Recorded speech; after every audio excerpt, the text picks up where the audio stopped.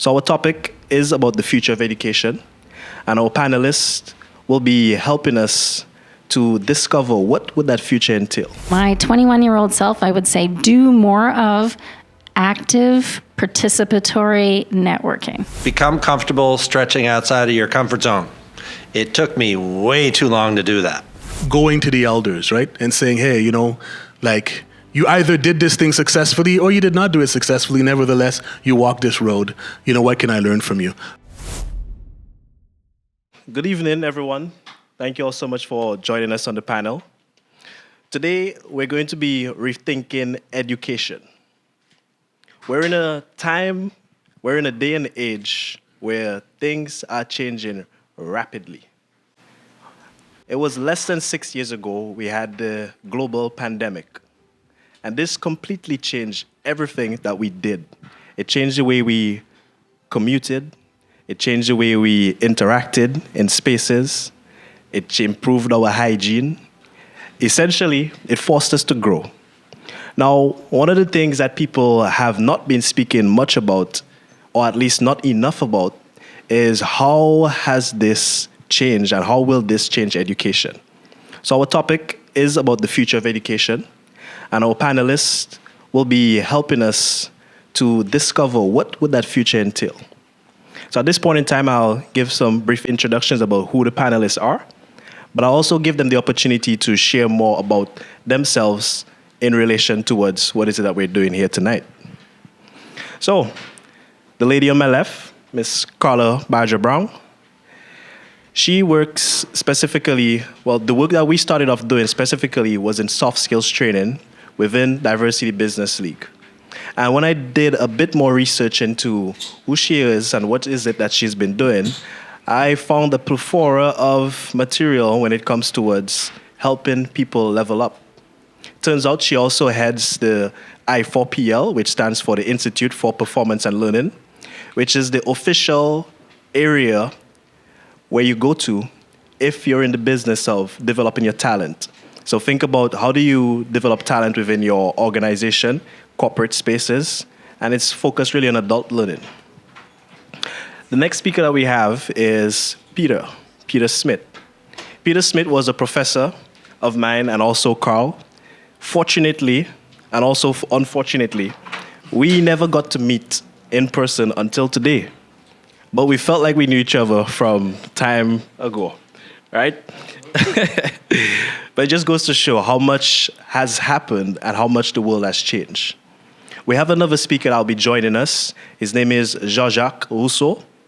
And his expertise and background comes from AI and also economics.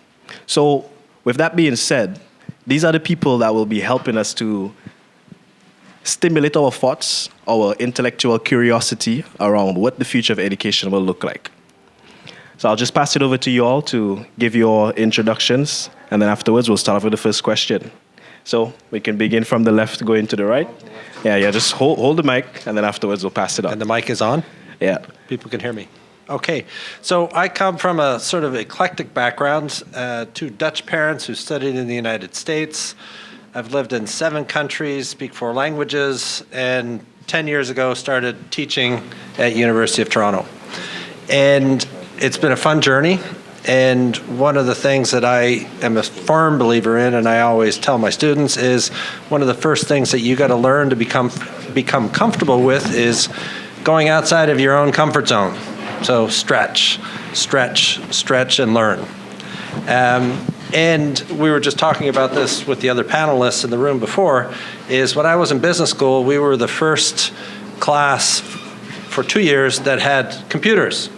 And the HP 12C arrived, and there was big unrest amongst the professors whether or not we should be able to use those for a finance test. And we also had, with the computers, we had Lotus 123, and we killed the professors because we would take the cases, put the data into different spreadsheets, and we came up with scenarios they had never had. So the future of education is students pushing profs more. And I sit here as a prof, right? And I now sit in the classroom, and my students are pushing me on AI all the time. So it's part of where we need to go, and we're here to learn also from the students, but to facilitate the whole exercise. Yeah, amazing. Thank you so much, Peter. It sounds like things have changed, but things haven't really changed if students were still pushing you all.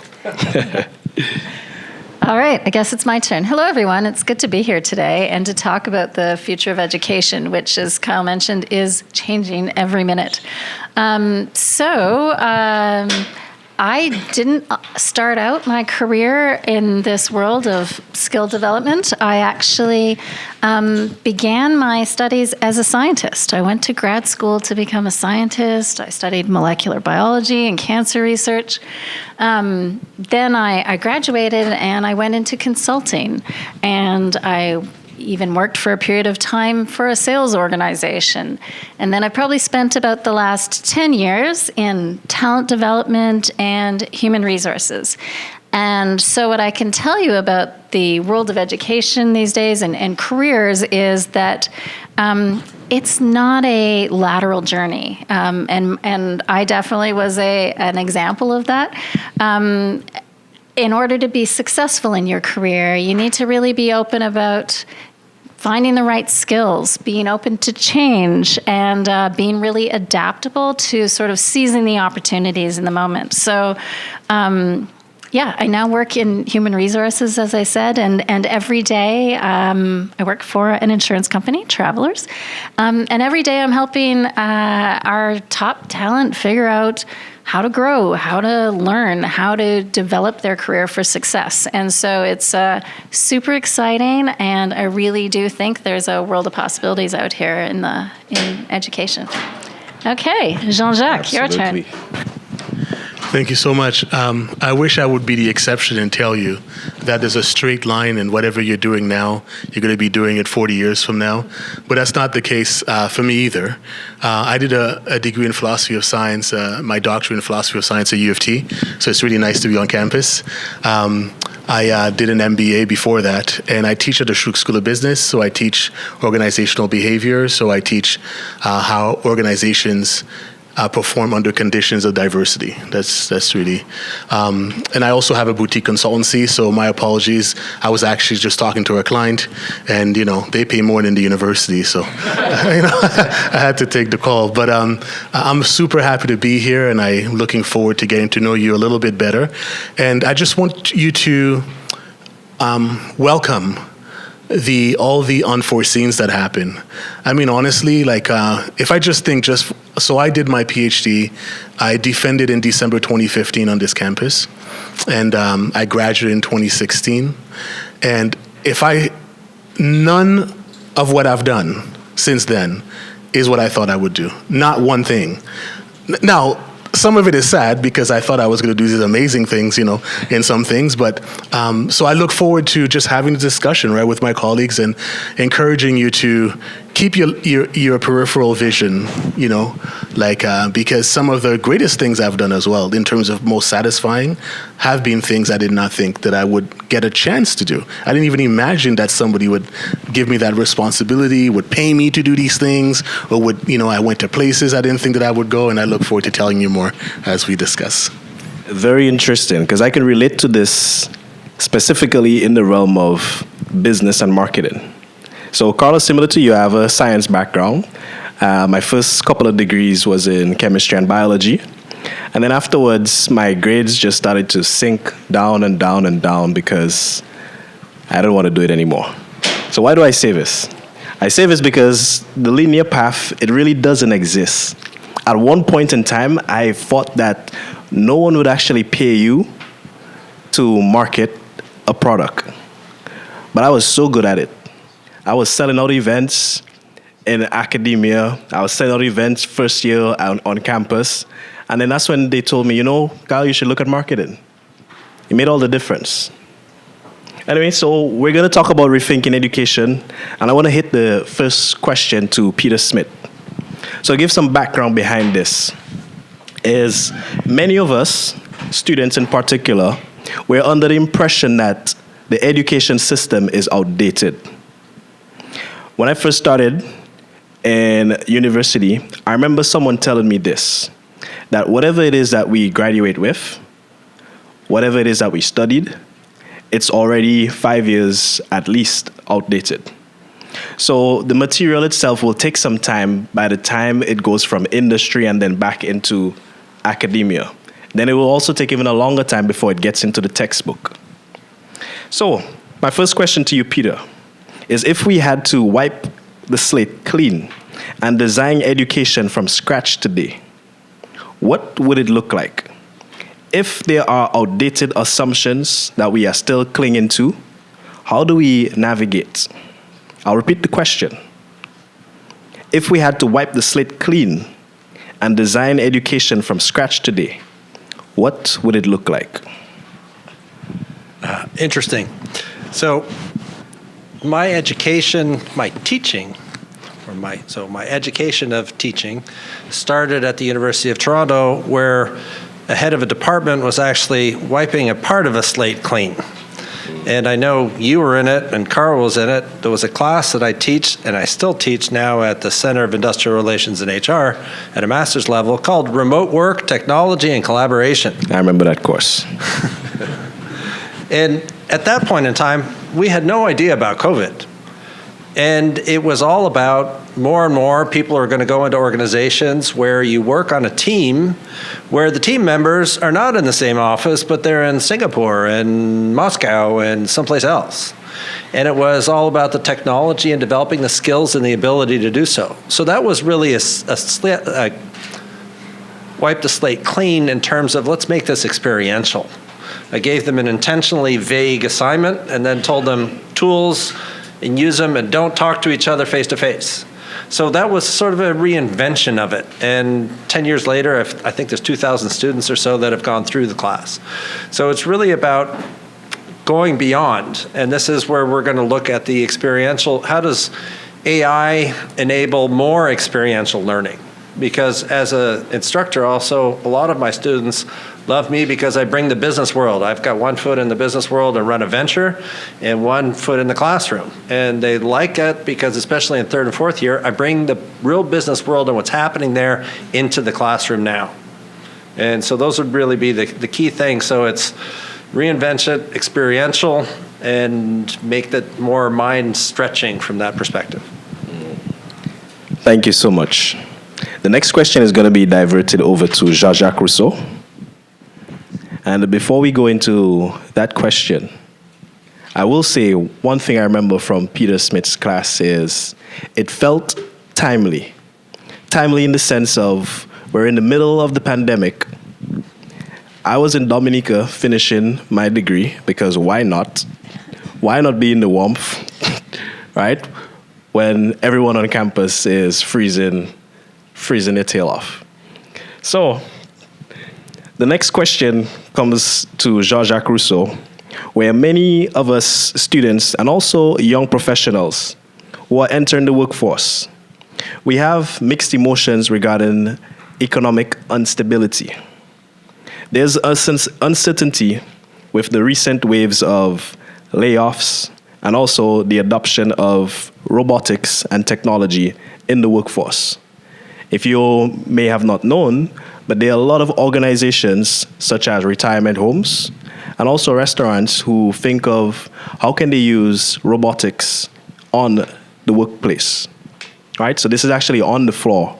Within workplaces right now, you will see robot servers and you'll also see robot caretakers caring for our loved ones. So with that being said, if AI and automation are quote unquote replacing the technical skills at an unprecedented rate, what human traits will always remain irreplaceable, and how should we go about developing these irreplaceable traits? I'll repeat the question one more time. If AI and automation are replacing technical skills at an unprecedented rate, what human traits will always be and always remain irreplaceable? And how should we go about developing these irreplaceable traits?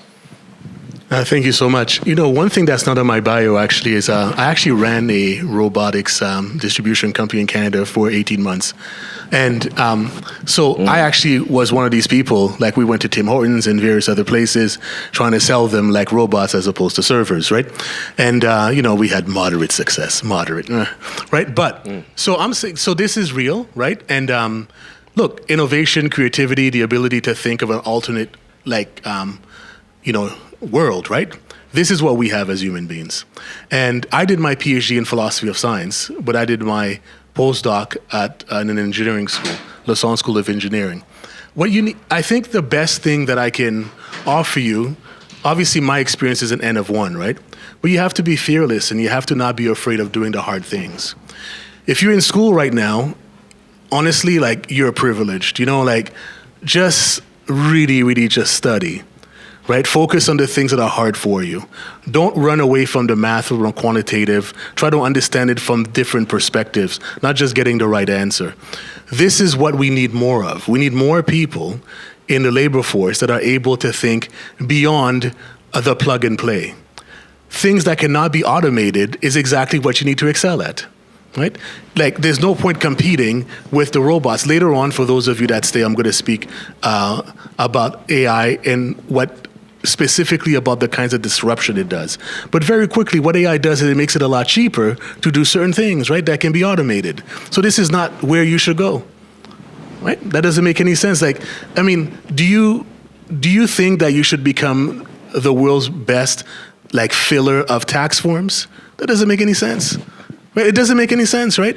So, but if you think of tax policy, you think of how to manage stakeholders, right? How to speak technical material to lay audiences, how to consider competing perspectives, how to help resolve tensions between interests. These are not things that you can go to ChatGPT for, right?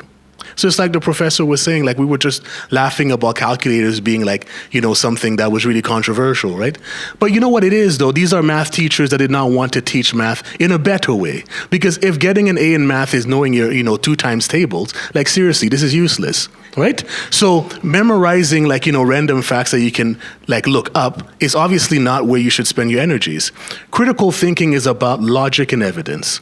This is what you need to focus on, right? So that you can deploy these tools in a way that serves your interest and the interest of the people that you represent.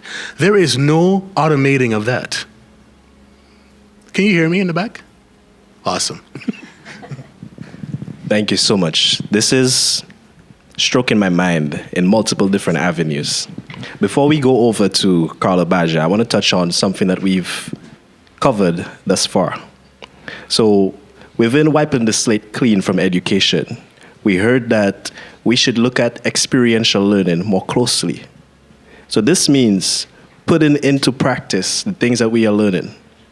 And thank you for bringing this up, Peter, because I remember the tech entrepreneurship class that we did together. I might be getting the course code wrong, but you know what I'm talking about. It gave us practical business strategies.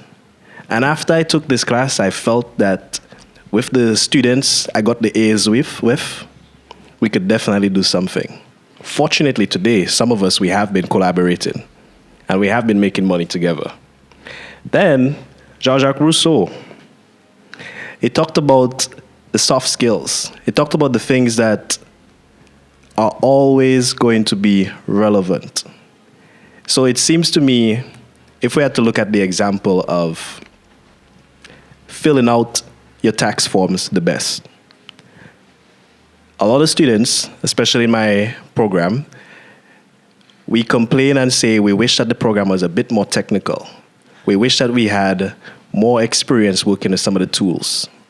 But then I had a conversation with an older professor, and he said, Kyle, that's not the point of the program. The point is to get you all to think. We want you all to think, how do you approach these problems? The tools will change. The amount of filling in terms of what you need to write on your forms or put into a software and so forth, that will always change. But what will always remain is your ability to think and solve problems. So with that being said, Karla Badger, many employers, they seem to be prioritizing skills-based hiring over degree-based hiring. It seems that companies are also saying they would like creativity, leadership, and adaptability. But can you actually teach that? So, with that being said, how are soft skills really, really important? How does it play in the role of getting those skills-based jobs? And what can us as students do, and even professionals, what can we do to demonstrate our effectiveness in the shifting landscape? And how would that inform the approach that educators from all realms, be it inside of academia or outside of academia, going beyond traditional systems? We can think about the micro-credential programs. We have systems such as Coursera, online courses. We have other workshops and so forth that people around the talent and professional development space, they leverage. So to repeat the question, are soft skills really that important? And what can students and young professionals do to demonstrate these skills effectively as the landscape is changing? How would this inform the approach from us as educators from all realms? Great points there, Kyle. So I might just make a comment on your first point about companies moving to a skill-based hiring versus degree-based hiring. There definitely are examples out there. Like I read an article about Cisco moving to skills-based hiring and how they have assessments and they're really using this approach to fill talent gaps. But I would argue that we still have employers out there who are hiring based on degrees and work experience. And so I would say that when you're filling out a resume, those are still things that they're looking for and the AI software that reviews the resume is looking for. But if you have those technical skills and you can get your foot in the door to that first interview, then that's where the soft skills really play in. And so employers who are hiring, in that interview, they're going to ask you questions like, give me an example of where you've used creativity to solve a problem. They're going to be looking for ways that you went over and above and demonstrated those soft skills. And you absolutely can develop those skills if you don't already possess them. The key is what Peter was talking about a little bit, is that it's not just about formal education. So that first step, that formal education where you take a course at university, you're in the classroom, you read a book, that's where you're going to learn sort of the models, the best practices, the processes for how you go about things. So for example, if you're trying to build your innovation skills, that's where you might learn about design thinking, for example. Right? And so design thinking is a way for you to look at a problem and make sure you can innovate to really create something that's going to be useful for a customer, right? So you learn that in the classroom. But what's really important is not to miss out on the other two formal learning types of education. The other two types of learning in education. One of them is social learning. Social learning is where you learn from others. This is where you find a mentor. You have discussions when you're in the classroom or debates. That's where you really understand how to think about the knowledge that you've learned. You have a deeper understanding of it, and you can think critically about, okay, that model works in this situation, that one works in another situation. The third type of learning that you need to incorporate into your plan to build soft skills is experiential learning that you talked about. It's about having those opportunities to apply what you've learned. It's the practice. And so it's about participating in things like co-ops and internships. If you don't have access to those, it's about participating in case study competitions, hackathons. It's where educators might incorporate things like portfolio presentations or case scenarios or those sorts of things into the classroom. So I really do think there's an opportunity for us to shift the way that we educate. I know educators are already doing this. They're trying to give you more examples to have class discussions, to learn from your peers, to upvote those ideas that you like the best when you're in online discussions.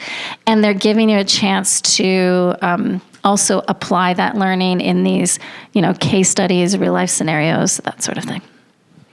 Wonderful. Thank you so much for this. Interestingly, that some of the things that you mentioned are what I use to develop what I call the formula for success to get straight A's. So you mentioned different modes of learning. I discovered at one point that there's an art when it comes towards learning a new skill or anything in general. The key from that is repetition. Not repetition in saying it 10 times or 100 times. It's repetition in the different ways in which you're doing it.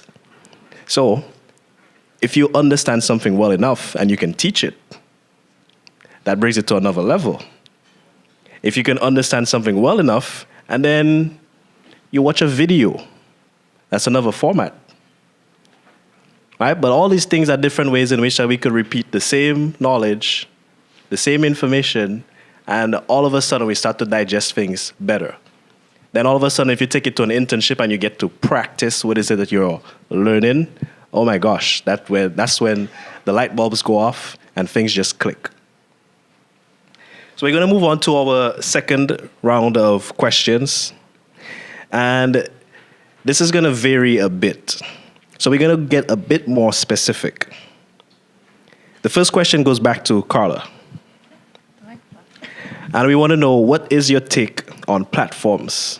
Platforms such as Coursera, LinkedIn Learning, and other quote-unquote micro-credential programs that could be either competing or complementing degrees from the educational system. So, what is your take on platforms such as these and other micro-credential programs? Are they competing or are they complementing our educational system? Yeah. Good question. So I actually honestly think, as I had mentioned, that they are complementary to our education systems. I don't think we're at a point yet. This may change in the future, but I don't think we're at a point yet where employers are looking at your applications and saying, "Oh, okay, this person didn't participate in formal education,"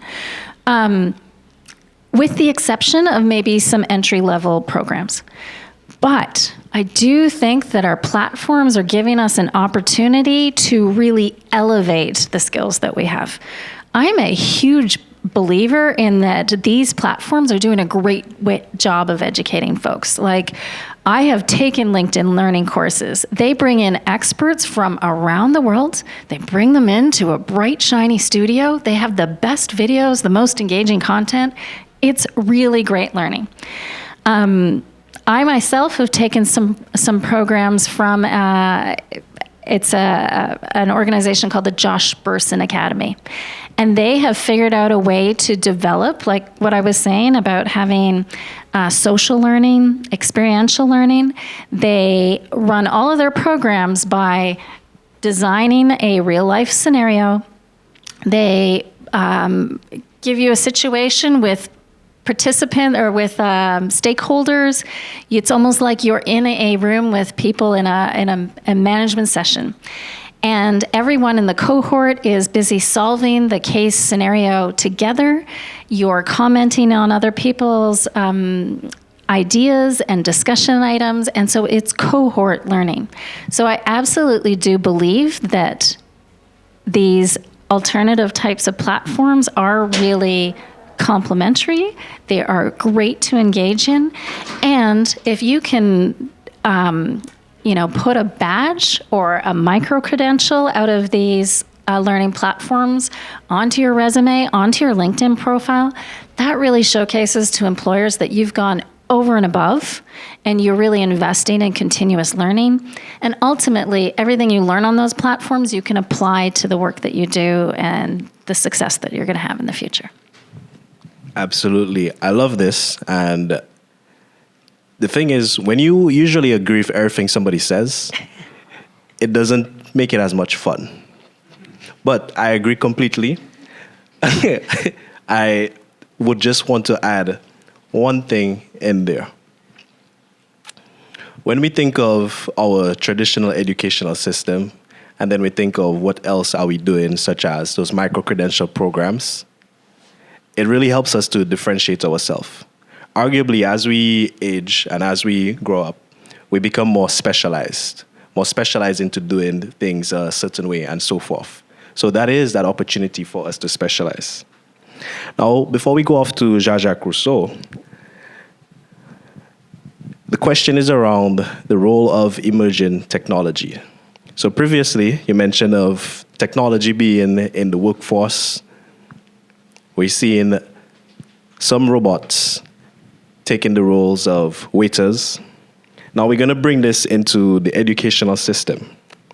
And we want to ask, what role will emerging technologies such as AI and other digital tools, what role will they play in reshaping the way in which students learn? And how can students and also educators best leverage these technologies? I'll repeat. What role will emerging technologies such as AI and other digital tools play in reshaping the way students learn? And how can students and educators best leverage these technologies? Thank you very much. I love that you call me Jean-Jacques Rousseau. You know, like the whole thing, right? I love it. So I think that the goal about learning is to learn how to learn. That's the goal, right? Hopefully we live long enough that the knowledge we have today does expire. That makes sense. And that we learn how to acquire new knowledge and consolidate it with some of our older knowledge and recognize when we have to let go of some knowledge and recognize when we can just build upon it. And so these different tools are just different ways to make the neural connections in your head, right? So for example, one of the things I love doing is if I'm thinking of like I teach MBA students especially, I teach undergrads as well. But when I'm preparing a lecture, sometimes I have a conversation with ChatGPT, right? I have a conversation, so I like to use the audio interface. I'm just very oral that way, right? And so when I'm driving, that's what I do, right? Especially when I'm driving to Montreal, like, there's nothing else to do, right? So I'm having this conversation, right? And I say, okay, because what that does for me, it gets rid of all the obvious stuff, because that's the only thing chat can really do, right? All the obvious stuff, right? And I can see where there's an opportunity for something like a twist, because my students are also using chat, right? And so I'm not going to give them a lecture on organizational behavior that they're going to get from chat. That's ridiculous. I'm not doing my job, right? And so you wanna take advantage of these tools so that you can internalize certain things, right? You can test some things. I personally I use everything. I use books, videos, like I pay for YouTube because I can't deal with the commercials. I learn a lot from YouTube. I have like 5,000 books at home, like no joke, right? I learn from ChatGPT. Like I just take whatever I can, like EDX, like Coursera. The only reason why I pay for LinkedIn like professional thing is for LinkedIn Learning. Like I don't really talk to anybody on LinkedIn, right? I just do it for the actual courses. So the point is, like, all of these platforms are opportunities to think about different kinds of questions, to go beyond the obvious stuff. That's how you distinguish yourself from the competition. Look, on this campus, like, just by virtue of being here, you've already made some cut, right? And, if you graduate from here, you made like this other cut, right?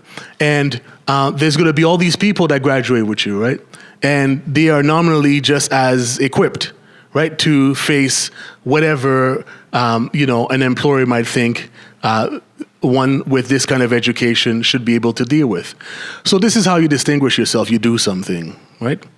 You do a project, you do something like integrative. Like you run a business, right? You start a charity. Like you can decide what it is. And I'll just leave you with this, right? One of my clients was the Université de l'Ontario Français. They're like the French language university that was launched in Toronto like just a few years ago. So I was with them 18 months before on retainer, like helping them launch, right? So they're a very boutique situation if you know anything about them. But they have like 1 degree. That's what's really special about them. Like they added the B.Ed, but they had like 1 degree. And their whole thing was being transdisciplinary. You want to be a T individual. I learned this from like the CEO from OCAD, some two, 3 CEOs. Interesting. Before, I heard about right? it in consulting. So the too. T individual is like, you want to be broad, but you got to be deep on something. Some people say pi, right? So you have a couple of, I'm a philosopher of science. I'm specifically a philosopher of physics. My specialty is early 20th century physics. And I know like a lot about that, right? Like a lot, right? But you know what? Otherwise, I can orient myself in a conversation. And that's what these tools are about, right? Low-cost ways for you to raid the stores of knowledge. Once you have your base, you can do that. And that's what is going to distinguish you from someone that, yes, you know, like graduate from U of T as well or anywhere else, Harvard, whatever. None of that stuff really matters because you're competing with people that have it. That's why it doesn't matter. So you got to do it, right? But once you do it, you're competing with people that did it. Right? So, I mean, you know, somebody come to me and say they graduate from U of T. Who cares? Like, I mean, I graduated from U of T, so what's up? What is it that you can actually do? Right? So, you understand what I'm saying? And so the thing is to do something integrative, right? Something that allows you to practice a lot of different skills and to expose yourself to somebody else's judgment. Not your mom or your friend or your partner who's not allowed to say you did bad, right? Like somebody who's like, I ain't gonna pay for this, right? I'm not going to show up, right? Like, so you were good, you got people to show up. That's why that matters. Because people don't have to show up, right? So whoever did this, right, they expose themselves to people not showing up and suffering embarrassment. And if you're not in that situation, then you're not actually learning as much as you can, right? I love this. So we're going to wrap this up by asking our panelists all the same question. So if I could wave a magic wand and put you all back in your shoes of you being 21 again, what is one thing that you would do to start over in today's job market if you had no contacts, no resume? What is the first thing that you would do to get ahead in your field in particular or in general? You want to go first? Sure. I'll go first. So, Jean-Jacques, you kind of alluded to it, came out of a book that I love. It's more relevant to working professionals, but the second half, I think, definitely is applicable to young people like yourselves who are starting out in the workforce. The one thing that I would do more of is networking. But when I say networking, I don't mean going out to events, collecting, well, you used to collect business cards. Now you get the QR code for LinkedIn, right? Yeah. I do not mean that. What I mean is around actively participating with networks. I mean, taking part in those cross-departmental projects that they're looking for volunteers for. I mean, participating in a club and putting your hand up to say, yes, I will organize that charity drive. I mean, starting a student newspaper. And I will tell you that I got my first job out of grad school because I started with my peers, just like Kyle and Carl were doing, I started a student-run scientific journal. That's where I learned to write. I got my work published, and it gave me the opportunity to show others what I was capable of. So my 21-year-old self, I would say, do more of active, participatory networking. I love it. Now it's your turn. Now it's my turn. And I'm going to go back to some of the first words that I said here this evening in talking to my 21-year-old self is become comfortable stretching outside of your comfort zone. It took me way too long to do that. Always curious, wanted to learn more. Now I want to learn more than ever before. I'm a Matrix fan. I'm still looking for the connector in the back of my head. I need to upload a whole bunch of data. I don't know how to do that. My eyes and ears aren't powerful enough for that. But going back to that, I would say be confident. And I look here and I see Kyle's smiling face, and the way he carries himself and presents himself now, it's already leaps and bounds ahead of what I remember from the classroom. And when we walked in the door, I knew you, but you reminded me that I had only ever seen you through a screen. And so I always said, give me the classroom over online learning any day. Apparently the online was effective enough to create this relationship that we do have. Absolutely. It actually helped me with presentation skills in particular. I remember fidgeting a lot. So just very quickly, I think there's being 21 and there's being older but new at something, right? So I want to acknowledge people of my age group, right?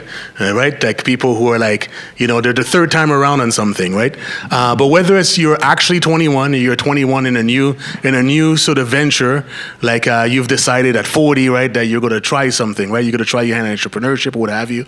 At least in the Black tradition, we have this notion of the elders, right? And I think that I did not sufficiently take advantage of that, right? And as I look forward to entering eldership myself at some point, if I can live long enough, right?